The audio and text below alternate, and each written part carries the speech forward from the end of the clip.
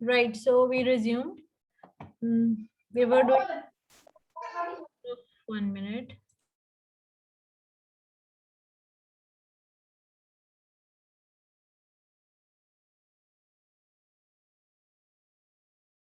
Right, so we were doing the structure.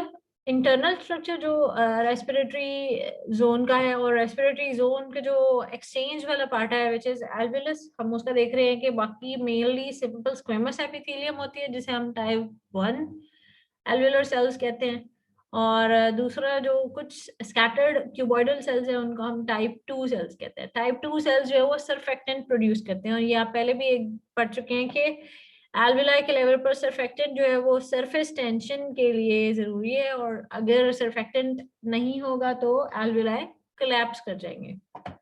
ना अगर ये वाला जो पार्ट है, इस तरफ ब्लड और इस तरफ एयर है, उसको अगर हम जूम करके देखें तो you can see the part जहां से ऑक्सीजन और कार्बन डाइऑक्साइड ब्लड और एयर के दरमियान में एक्सचेंज होगी. ठीक है, so oxygen and carbon dioxide has to cross these layers. ठीक, तो these layers collectively form respiratory membrane. क्या स्ट्रक्चर है रेस्पिरेटरी मेम्ब्रेन का? वी ऑलरेडी नो कि जो एपिथेलियम है उसमें cells are lying on basement membrane. ठीक है, सो अज्यूमिंग दैट ये कैपिलरी का स्ट्रक्चर है, तो कैपिलरी का जो सेल है विच इज एंडोथेलियल सेल वो होगा यहाँ पे, उसके साथ उसकी जो बेसमेंट मेम्ब्रेन है वो एल्विलाई में सेल्स इधर है, तो ये आउटर पार्ट है एल्वियलस का. ठीक है, सो इन सेल्स की स्क्वेमस सेल्स की जो बेसमेंट मेम्ब्रेन है दैट वुड बी आउटवर्ड्स. तो यहाँ पर बेसिकली दोनों की बेसमेंट मेम्ब्रेन आपको फ्यूज हुई हुई नजर आ रही है. जो व्हाइट लाइन नजर आ रही है ये एंडोथेलियल सेल की बेसमेंट मेम्ब्रेन प्लस टाइप 1 जो स्क्वेमस सेल्स हैं उनकी बेसमेंट मेम्ब्रेन आपस में ये फ्यूज हुई हुई है. ठीक है, so this layer is the basement membrane of both the epithelium,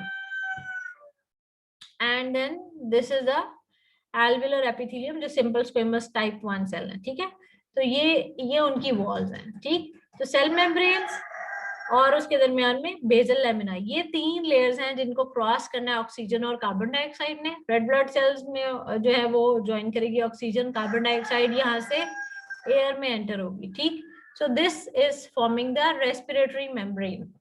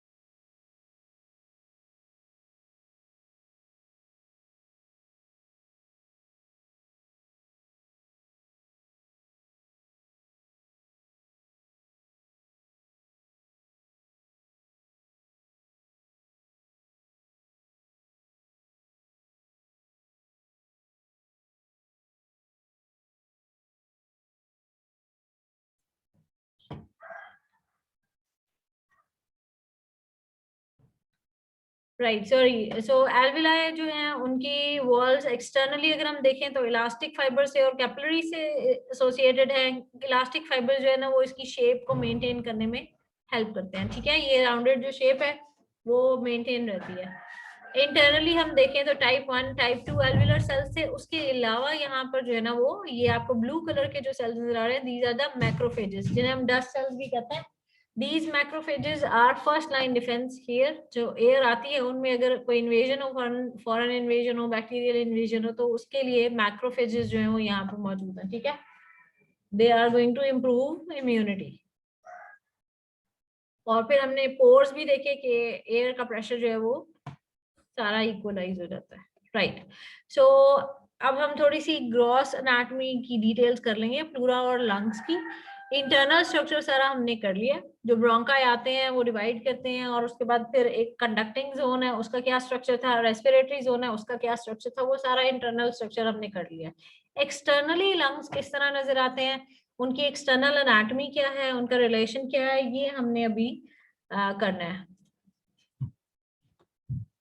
so starting from pleura, जब हमने कैविटीज की थी तो हमने ये बात की थी कि जितनी भी कैविटीज हैं, सीरस कैविटीज, उसमें बलून, अगर फ्लूइड फिल्ड बलून की बात करें तो उसमें जो है ना वो ऑर्गन जो है ना वो एंटर होता है इस तरह से. ये ऑर्गन पड़े हुए, ठीक है, और ये फ्लूइड फिल्ड स्ट्रक्चर है. सेंटर में फ्लूइड है, और जो इसकी लेयर जो ऑर्गन के साथ है वो विसरल लेयर होती है, जो दूसरी वॉल के साथ होती है, बॉडी वॉल के साथ, वो पैराइटल लेयर होती है.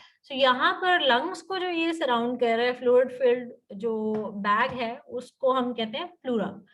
प्लूरा जो है वो अब ऑब्वियसली उसी तरह से सीरस मेम्ब्रेन है, डबल लेयर होगी. एक होगी जो लंग्स के साथ एसोसिएटेड होगी, लंग्स के साथ पड़ी होगी, this is the visceral pleura. एक जो थोरेसिक कैविटी की वॉल के अंदर की तरफ होगी, इनर लाइनिंग बना रही है, which is called parietal pleura, right. दोनों लेयर्स के दरमियान में this space is called pleural cavity which is filled of a fluid which is called pleural fluid. और thoracic cavity हमने ये जब पहले डिटेल पढ़ी थी तो हमने कहा था कि it has 3 parts. एक central part जो है this is mediastinum, और साइड पे जो 2 parts हैं which are 2 pleural cavities, right. So this is we have already studied. थोड़ा सा मैंने इसको रिवाइज कर दिया है. यू कैन सी हियर, ये आपको साइड पे जो है ना रिब्स और मसल्स नजर आ रहे हैं, इंटरकोस्टल मसल्स, ठीक है. नीचे आपको जो है वो डायफ्राम नजर आ रहा है. डायफ्राम जो है वो थोरेसिक कैविटी को एब्डोमिनल कैविटी से सेपरेट करता है. ये सारी चीजें हम पहले भी डिस्कस कर चुके हैं, राइट. सो ये जो आपको एक डबल लेयर नजर आ रही है, दिस आउटर लेयर, ये जो ज्यादा थिक रेड लेयर है which is making the outer part, और ये thoracic wall की इनर साइड पे अटैच है, this is called the parietal layer. You can see here, यहाँ पे थोड़ा सा क्योंकि डायफ्राम का डोम है उसकी वजह से इसको ज्यादा डिप करना पड़ा है. थोड़ी सी जो प्लूरल कैविटी की स्पेस है यहाँ पर थोड़ी इंक्रीज हो गई है, ठीक. This thin red line is the visceral pleura. तो ये एक पैराइटल प्लूरा जो थिक आपको नजर आ रही है, जो thoracic wall की इनर लाइनिंग बना रही है. इस तरफ मीडियास्टनम की तरफ भी है आउटर पार्ट में, राइट. मीडियास्टनम में यहाँ पे जो हार्ट पड़ा हुआ है उसके साथ भी एसोसिएटेड है, डायफ्राम की सुपीरियर सरफेस पे भी एसोसिएटेड है, ठीक है. ये जो बाहर वाली लाइनिंग है this is the parietal pleura, और जो लंग्स को सराउंड कर रही है this thin red line, this is the visceral pleura. ये वाला जो पार्ट है यहाँ पर ब्रोंकाई जो है वो लंग के अंदर जब एंटर होते हैं तो this part is devoid of pleura, यहाँ पे कोई प्लूरा नहीं है, ठीक है. तो विसरल प्लूरा यहीं से ये रिफ्लेक्ट होके पैराइटल प्लूरा बन जाती है. तो ये आपको नजर आ रहा है, ये जो ब्लू कलर की स्पेस नजर आ रही है this is the pleural cavity. कहीं पे थिन है और जहां पर जो है ना वो पैराइटल और विसरल एक दूसरे से ज्यादा सेपरेट हो जाती है, वहां पर थोड़ी सी इसकी जो है ना वो ज्यादा हो जाती है स्पेस.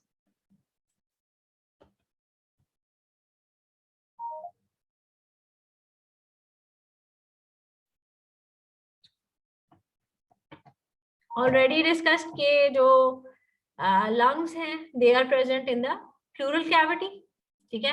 सेंटर वाला जो पार्ट है विच इज मीडियास्टम, वहां पर और स्ट्रक्चर्स पड़े हुए हैं, और जो साइड पे दो लैटरली जो 2 कैविटीज थी these are called pleural cavities. तो अगर आप देखें थोड़ा सा जो है वो थोरेसिक जो वॉल की बाउंड्री है, ये पार्ट जो लंग का है ये थोड़ा सा उससे ऊपर एक्सटेंड करता है, तो ये थोरेसिक इनलेट को क्रॉस भी कर रहा है, ठीक है.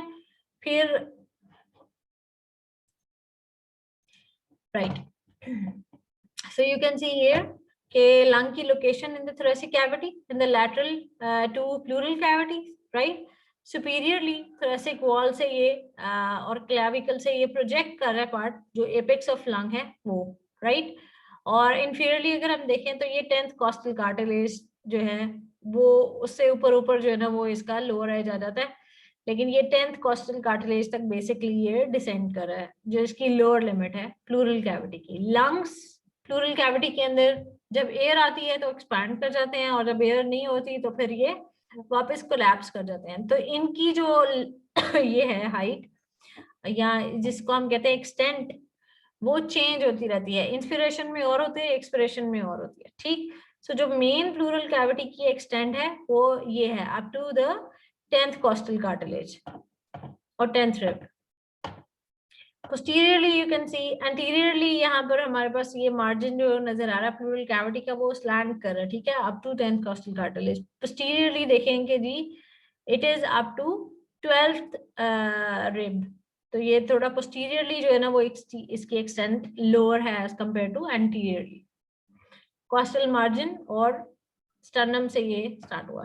सो ये बेसिकली ये वो चीजें हैं जो अभी आपकी थे सिर्फ कॉन्सेप्ट के लिए जरूरी है, आपको पता होना चाहिए, ठीक है।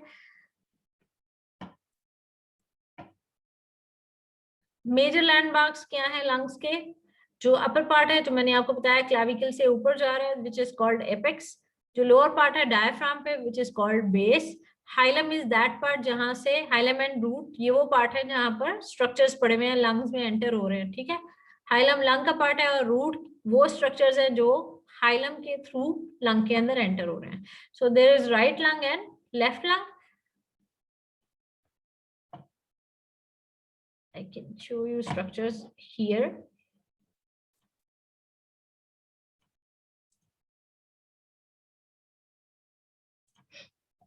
So लेफ्ट लंग जो है उस पे आपको ये एक ग्रूव नजर आ रहा है, एक फिशर नजर आ रहा है which is called oblique Fisher.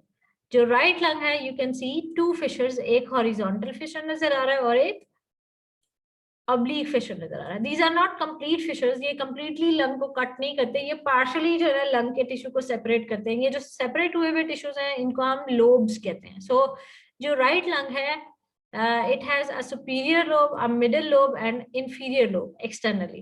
This part, ये जो tip है, this is called apex.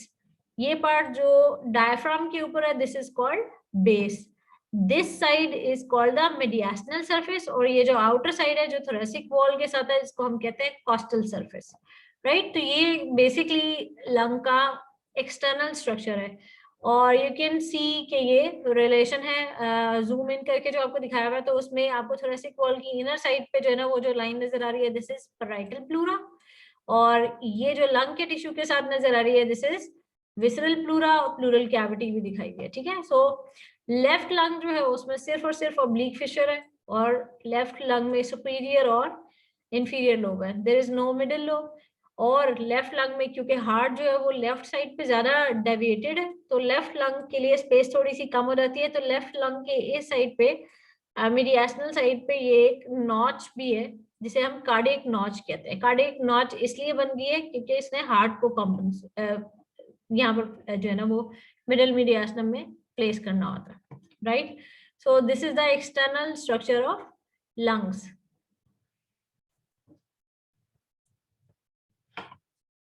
ये चीज हम पहले देख चुके हैं कि जो ट्रेकिया है it is going to divide into bronchi. Bronchi जो प्राइमरी ब्रोंकस है वो लोब्स के हिसाब से सेकेंडरी ब्रोंकस में डिवाइड होती है। अब राइट साइड पे हमने देख लिया कि देयर वर 3 लोब्स, 2 फिशर्स थे और 3 लोब्स थे, तो ये 1 2 and 3, there are 3 secondary bronchi, ठीक। लेफ्ट साइड पे हमने कहा कि सिर्फ 2 लोब्स थे, तो the primary bronchus are divided into 1 and two branches, ठीक। फर्दर जो है वो जो डिवीजन होती है जिनको हम सेगमेंट्स कहते हैं उनका स्पेसिफिक नेम है ब्रोंकोपल्मोनरी सेगमेंट। जितनी भी अब सेकेंडरी ब्रोंकाई की जो ब्रांचेस होंगी जिनको हम टर्शरी ब्रांचेस कहते हैं, हर एक टर्शरी ब्रोंकस ने एक स्पेसिफिक जगह पे जाना है, लंग के एक स्पेसिफिक सेक्शन में एंटर होना है। अगर आप ये देखें कि ये जो अपर ब्रांच थी वो सिर्फ इतने स्पेसिफिक सेक्शन में एंटर होगी, इसमें ब्रांचेस देगी, इसी के अंदर कन्फाइंड होगी और कनेक्टिव टिश्यू इस सेगमेंट को सराउंड करता है। यानी एक जो ब्रांच है, टर्शरी ब्रांच, वो एक पार्ट को जो फर्दर ब्रांचेस देती है, छोटे छोटे जो ब्रोंक्यूल्स बनाते हैं और आगे जाके वो एल्विलाई के साथ एसोसिएटेड होगी, वो एक जिस पार्ट के अंदर डिस्ट्रीब्यूट होती है उसको हम ब्रोंकोपल्मोनरी सेगमेंट कहते हैं। So there are 10 bronchopulmonary segments on each side, ये उनके नाम है। लेकिन अभी ब्रोंकोपल्मोनरी सेगमेंट्स के नाम याद करना अभी आप लोगों के लिए जरूरी नहीं है। आपने सिर्फ ये याद रखना है कि these are specific sections, separate sections हैं। हर सेक्शन की जो अपनी टर्शरी ब्रोंकस है वो उसके अंदर डिवाइड होती है और उस सेक्शन के अंदर ही रहती हैं उसकी ब्रांचेस, एल्वेलाई वगैरह, और वो कनेक्टिव टिश्यू से बाकी सेक्शन से सेपरेट है। तो ये आपको जो डिफरेंट कलर्स में नजर आ रहे हैं ये सारे वो सेक्शंस हैं लंग के अंदर जो सेपरेट है। दिस वन जिसका नाम एपिकल लिखा हुआ है, ये एक एंटीरियर वाला है, ये आपको सुपीरियर लोब के अंदर सेक्शन बने हुए नजर आ रहे हैं, मिडिल लोब में सेक्शन नजर आ रहे हैं, इंफीरियर में। सो लंग्स जो है उस that is divided into sections, और हर सेक्शन में एक टर्शरी ब्रोंकस सेंटर होती है और फिर वो आगे जाके बहुत सारे ब्रोंकाई और ब्रोंक्यूल बनाती है, टर्मिनल, फिर रेस्पिरेटरी। तो वो हमने पहले देख लिया रेस्पिरेटरी जोन में। राइट, तो इम्पोर्टेंट थिंग ब्लड सप्लाई की ये है कि पल्मोनरी आर्टरीज जो हैं जो कि लंग्स की तरफ आती हैं हार्ट से, दे हैव डीऑक्सीजनेटेड ब्लड। ये हमने पहले भी पढ़ लिया हुआ सर्कुलेशन में। और जो पल्मोनरी वेन्स लंग्स से हार्ट की तरफ जाएंगी वो ऑक्सीजनेटेड ब्लड लेके जाएंगी। ठीक, ना दिस इज इम्पोर्टेंट कि जो पल्मोनरी वेसल्स हैं वो लंग को ऑक्सीजन प्रोवाइड करने नहीं आ रही, लंग से ऑक्सीजन लेने आ रही है। तो लंग का अपना जो टिश्यू है उसको भी ऑक्सीजन की जरूरत होती है। गैस एक्सचेंज के दौरान में थोड़ा थोड़ा टिश्यू जो है उसको तो डायरेक्ट डिफ्यूजन से भी ऑक्सीजन मिल जाती है, लेकिन जो डीप टिश्यूज हैं जो बाहर की तरफ हैं, जो एल्विलाई से दूर हैं, ब्रोंकाई, ब्रोंक्यूल्स की ब्रांचेस, तो उनकी ऑक्सीजन जो है वो स्पेशल वेसल्स लेके आती हैं, उनको हम ब्रोंकियल आर्टरीज और ब्रोंकियल वेन्स कहते हैं। ठीक है, सो हमने दो तरह की चीजें पढ़नी है लंग्स में, pulmonary arteries and pulmonary veins जो कि लंग में ऑपोजिट टाइप ऑफ ब्लड लेके आ रही हैं, ठीक, और एक्सचेंज के लिए आ रही हैं। जबकि ब्रोंकियल आर्टरीज जो है वो ऑक्सीजनेटेड ब्लड लेके आ रही हैं लंग्स की तरफ, लंग के टिश्यू को प्रोवाइड कर रही है ऑक्सीजन। ठीक, इनर्वेशन उसी तरह से सिंपैथेटिक और पैरासिम्पैथेटिक होती है। ठीक है, और ये भी फिलहाल इसकी डिटेल इतनी इंपॉर्टेंट नहीं है। You can see this transverse section through the thorax. Posteriorly आपको vertebrae नजर आ रहा है, anteriorly sternum नजर आ रही है, laterally आपको जो है वो thoracic wall नजर आ रही है। This central portion is a mediastinum जिसमें आपको heart नजर आ रहा है। This part is a hilum, ठीक है। हाइलम जो है ना वो लंग का ये जो पोर्शन है जिसके अंदर अब ये स्ट्रक्चर्स एंटर कर रहे हैं और इन स्ट्रक्चर्स को कलेक्टिवली हम रूट कहते हैं। ठीक, सो रूट ऑफ लंग्स में आपको पल्मोनरी वेसल्स, ब्रोंकियल वेसल्स और ब्रोंकाई जो है वो एंटर होती नजर आती हैं और उसके बाद फिर फर्दर डिवाइड करती जाती हैं। सो वेंटिलेशन जो है इट हैज टू मैकेनिज्म। जो रेस्पिरेशन है उसके टू पार्ट्स आ जाते हैं, inspiration, inhalation of air, and expiration which is exhalation. अब ये बहुत सिंपल चीज है और ये आप लोगों ने पहले की भी है, मैं बहुत जल्दी जल्दी इसको जो है ना ब्रीफ कर देती हूँ।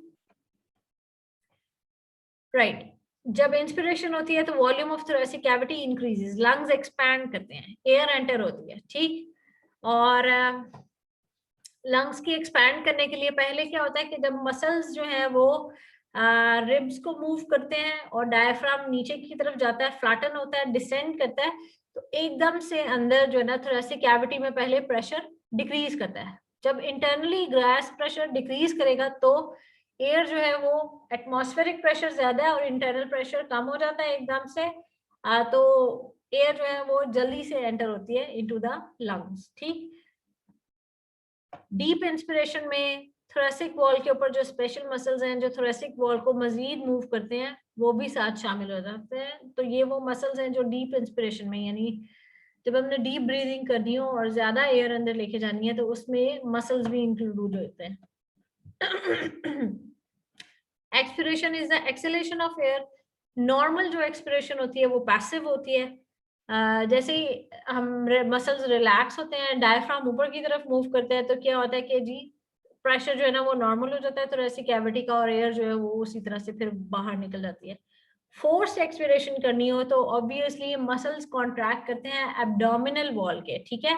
और जब एब्डोमिनल वॉल के मसल्स कॉन्ट्रैक्ट करते हैं तो वो डायफ्राम को पुश करते हैं, और डायफ्राम जो है ना वो फिर लंग्स को पुश करते हैं, तो फोर्स्ड एक्सपिरेशन वाला इफेक्ट होता है। ऑल दीज इंस्पिरेशन और एक्सपिरेशन वाले जो मैकेनिज्म है और इनकी डिटेल है और वॉल्यूम्स है वो आपने फिजियोलॉजी में क्योंकि पढ़ने हैं, इसलिए मैं जल्दी जल्दी आपको ब्रीफली बता रही हूँ, ठीक। तो इंस्पिरेशन में क्या होता है जी, कि डायफ्राम का ये जो मसल है ये डिसेंड करता है, ठीक है, कॉन्ट्रैक्ट करता है, तो ये नीचे की तरफ मूव करता है। जब ये नीचे की तरफ मूव करता है तो यहाँ पर लंग्स को एक्सपैंड करने के लिए जगह मिल जाती है, लंग्स एक्सपैंड कर जाते हैं। अब जब लंग्स फैल जाएंगे तो उनके अंदर जो एक वॉल्यूम वैक्यूम क्रिएट होता है, उसको हम कहते हैं नेगेटिव प्रेशर, ठीक। बाहर एटमॉस्फेरिक प्रेशर ज्यादा और इंटरनल प्रेशर जब डिक्रीज करता है तो एयर जो है वो क्विकली एंटर करती है और इंस्पिरेशन का प्रोसेस स्टार्ट हो जाता है, ठीक। डायफ्राम जब डाउनवर्ड मूव कर रहा है तो वर्टिकल डायमीटर इंक्रीज कर रहा है थोरेसिक कैविटी का। साथ ही साथ ये जो रिब्स हैं इनको इंटरकॉस्टल मसल्स रेज करते हैं, इनको उठा देते हैं, ठीक है। उससे क्या होगा, ये आपको नजर आ रहा है कि ये रिब है, पोस्टीरियरली वर्टिब्री से अटैच है और एंटीरियरली स्टर्नम से। तो ये रिब जब रेज होती है तो ये ट्रांसवर्स डायमीटर भी इंक्रीज कर जाता है। तो side to side transverse diameter भी इंक्रीज हुआ और वर्टिकल डायमीटर भी इंक्रीज हुआ, और इंस्पिरेशन का ये प्रोसेस जो है ना उसमें ये हम इफेक्ट देखते हैं। और इसका रिवर्स होगा एक्सपिरेशन, ठीक। So you can see here कि रिब्स एलिवेट हो रही हैं, स्टर्नम रेज हो रही है, डायफ्राम नीचे डिसेंड कर रहा है, ये सारे इफेक्ट हो रहे हैं इंस्पिरेशन में। और ऑपोजिट हो रहा है कि रिब्स वापस नीचे चली गई, ठीक, डिप्रेस हो गई, डायफ्राम वापस रेज हो गया, रिलैक्स कर गया, और उसके बाद फिर जो एयर है that is excelled. What is the control of ventilation?